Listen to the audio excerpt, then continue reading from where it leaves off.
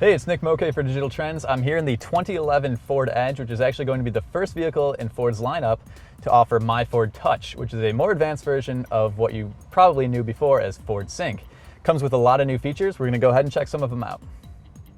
So one of the biggest improvements with MyFord Touch is actually voice commands. Now you could do voice commands with the original Ford Sync as well, but they've actually made it a lot better this time around. In the first generation, you could say about 100 voice commands. With MyFord Touch, you can actually say 10,000. So obviously it gets quite a bit easier to use. Ford isn't actually approaching natural language. They are very careful to say that you can't just talk to this like you would Kit in Knight Rider, but it is pretty easy to do after you get the hang of it. So what I can do here is press this button here to cue it up. Please say a command. What can I say? A list of valid voice commands is now on screen. So you can see what's on screen there. If I want to go ahead and pull up audio. Audio. Sorry, please say a command. Not perfect. Audio. Audio, say a command. Radio. Radio, say a frequency or preset. FM1.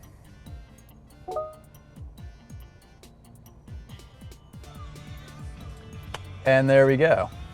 Obviously, audio isn't the only thing you can do with voice navigation. For instance, I can actually control the climate this way as well.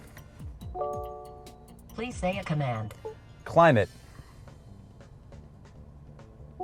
Climate, say a command. Temperature, 72 degrees. Did you say 72 degrees? Yes. Setting temperature to 72 degrees.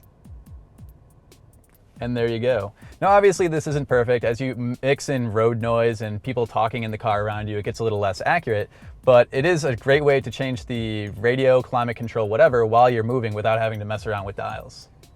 So you can see I have a Motorola phone connected here as well, and I can actually make hands-free calls to the system as well, and I don't have to have the number in my phone as a contact. It's actually really good at picking up numbers that I just speak to it. So we're gonna go ahead and try that with the 1-800 number to Sony.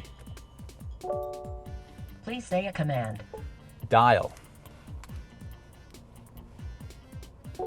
Start saying a phone number. 1-800-942-7669. 1-800-942-7669. Say dial, delete, or continue speaking the digits. Dial. Dialing.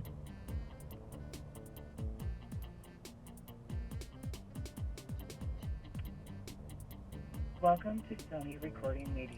And there we More go. information is always So the really cool part about this is not that I can dial out, which I could actually do with the old Ford Sync, just not as easily. The cool part is that I can actually send a text to the phone that's connected here, which is a Motorola phone, and it'll actually take the text and read it out loud to me, so I don't have to actually take my eyes off the road. So I have a message all typed out on my iPhone here, and it's going to go to the phone that's connected to it. The iPhone is not connected to the system at all. We're just using it to send the text. So I just sent it. It should only take a second for the computer here to recognize it. And then if you can see, I have my number there, and I have incoming text message. I can just click listen. This is a test of the automatic text reading on the MyFord Touch. Not the greatest pronunciation, but you get the point. So I'm on the audio screen now, and if you can see this column on the left, you can see there's a ton of ways to listen to a ton of different music on this thing. At the top, you have your basic AM/FM radio. Then you have Sirius satellite radio, you have a CD player, you have My Music, which will actually play MP3s if you put them on a thumb drive and put it in one of the 2 USB ports that are here in the glove box. You actually also have, this is my iPhone connected here via Bluetooth, and if I go down, you can also use an SD card, and there's actually analog AV jacks in the glove box too. So if you had, you know, a tape player or something and you really wanted to listen to that, you could. But I'm gonna go back to my iPhone here.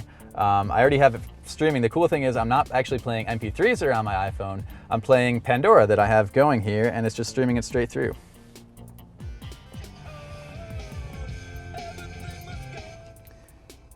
Now, unfortunately, at the moment, you do have to control the actual app on the phone. There's no control that passes through to MyFord Touch, but you know, potentially that could be worked in some way.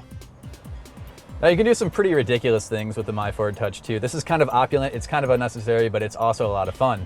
We're actually controlling the vehicle ambient lighting with these little circles here. So when I click on one of these, the LED lights that are kind of lighting up down on my feet here and in the door panels are actually changing colors to match whatever I'm selecting here. So that's changing on the fly the lighting in the car, which is really cool at night. So not everything in MyFord Touch is all it's cracked up to be. For instance, sync services sounds really promising. It's supposed to be a way for you to keep up with stock quotes, traffic, sports scores on the go, all the stuff updated live. Unfortunately, it's all voice-based and the voice recognition is so horrible we haven't actually gotten anything to work, despite trying this demo half a dozen times already. So we're going to try it again and it's probably going to fail. Connecting.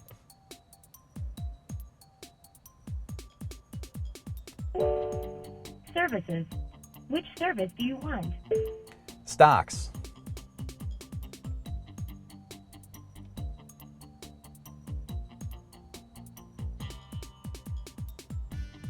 Sorry, say a service or say, what are my choices? Stocks. Got it. Stock quote. Say a company name. General Electric.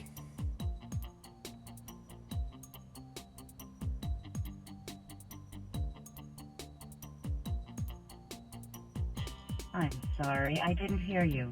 Say the full name of a company, like Bank of America. Or if you're done, So obviously not every aspect of the MyFord Touch works perfectly out of the box, but it's still miles above what the Ford Sync was, and it's only going to get better and better as they release firmware updates for it. If you're willing to deal with the quirks and you're looking for one of the most powerful in-dash computers that you can get installed from the factory in a car today, this is it.